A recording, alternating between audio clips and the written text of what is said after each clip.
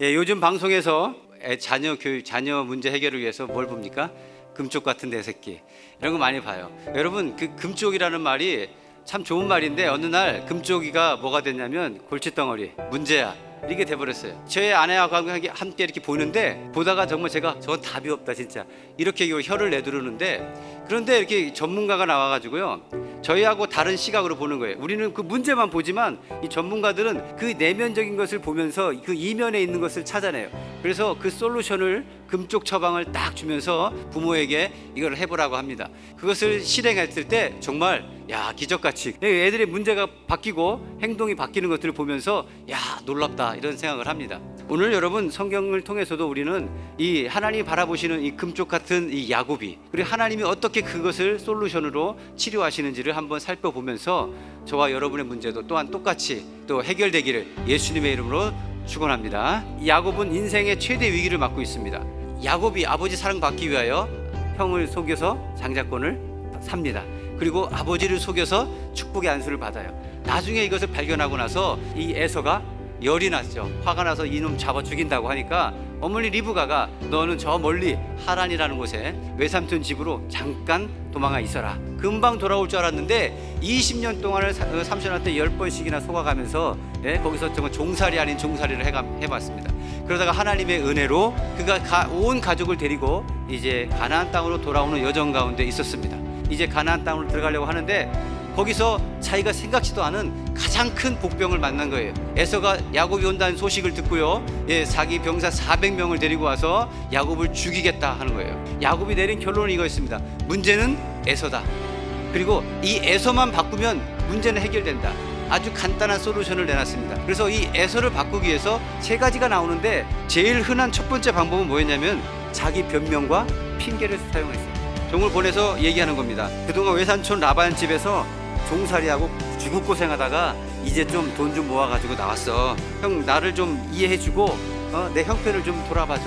이것은 우리가 흔히 쓰는 방법들입니다. 그런데 이 자기 변명이요 도를 넘어서면은 뭐가 되냐면요, 그러니까 문제는 내가 아니라 상대방에 있다고 생각을 하는 거예요. 그런데 성경에 보니까 이 문제가 풀린 것이 아니라 더 심각해져 버렸어요. 두 번째로 야곱이 썼던 방법은 뭡니까? 물질 공세와 회유예요. 돈으로 해결해 보겠다는 거예요. 내가 내 앞에 보내는 예물로 형의 감정을 푼 후에 대면하면 형이 혹시 나를 받아주리라 합니다. 이게 뭐냐, 오늘날도 잘 사용하는 이 물질로, 돈으로 회유하는 거예요. 세상에 물질로 안 되는 방법이 있겠나 이렇게 생각하는 사람이 많습니다. 그래서 영화나 우리가 드라마를 보더라도 문제를 저질러 놓고도 한마디 딱 합니다. 얼마면 돼? 여러분, 그러나 하나님께서는 이런 방법을 쓰는 것을 원치 않아요. 세 번째는 도피하는 방법이에요. 32장 21절에서 23절에 보면 모든 가족과 종떼, 양떼들을 전부 다 강을 건너놓고 야곱 자기만 남았어요.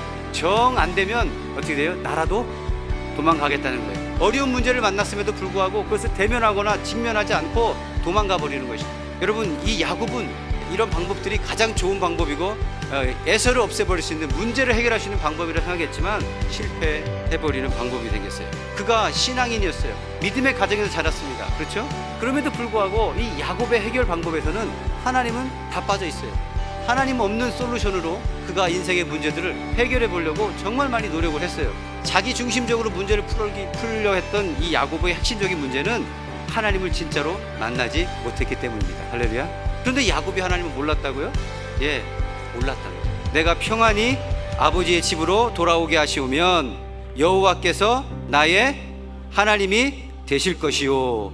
야곱에게는 아직 하나님은 내 하나님이 아니었어요. 우리 아버지의 하나님, 아브라함의 하나님, 곧 이삭이 경외하는 이가. 전혀 자기하고는 관계없는 제3자를 지칭하는 거예요. 그렇죠? 야곱은 이제 한계에 도달했어요. 자기 힘으로 할 수 있는 게 없어요. 그래서 오늘 하나님의 솔루션은 환경이 아니라 사람이에요. 사람을 바꾸는 것이고 에서가 아니라 야곱을 바꾸는 것인 줄 믿습니다. 그래서 하나님은요, 얼굴과 얼굴을 맞대보는 이 브니엘의 축복으로 하나님께서 이끌어 가신 줄 믿습니다. 이 브니엘의 뜻은 하나님의 얼굴을 만났다, 하나님의 얼굴을 본다는 것이고요, 강력하게 하나님을 만난다는 거예요. 오늘 본문에는 뭐래요? 하나님과 기도로 씨름했다 그랬어요. 그 때문에 하여튼 죽기 살기로 이 레슬링 하듯이 그 몸을 놓지 않게 하여 확 붙은 거예요. 하나님께서 정말 축복을 허락하셔요. 그곳에서 하나님의 얼굴을 보는 그 복이 일어나기 시작하는 줄 믿습니다. 야곱이라고 하는 그 사기꾼이라고 하는 그 이름을 버리고 하나님은 하나님과 겨루어 이긴 자 이스라엘이라고 하는 새로운 이름으로 허락하신 줄 믿습니다. 여러분, 인카운터가 일어나니까 야곱이 완전히 바뀌어버렸어요. 맨 뒤에 있던 야곱이 맨 앞으로 나가는 거예요. 하나님은 또 에서도 바꿔요. 에서가 달려와 그를 맞이하고 안고 목을 어금 맞추어 그와 입 맞추고 서로 우니라. 하나님은 어떤 방법으로든 반드시 문제를 해결하십니다. 문제는 하나님의 분이를 만나는 자들마다 하나님께서 역사하실 것이고 그 놀라운 축복이 오늘 저와 여러분에게 있기를 예수님의 이름으로 축원합니다.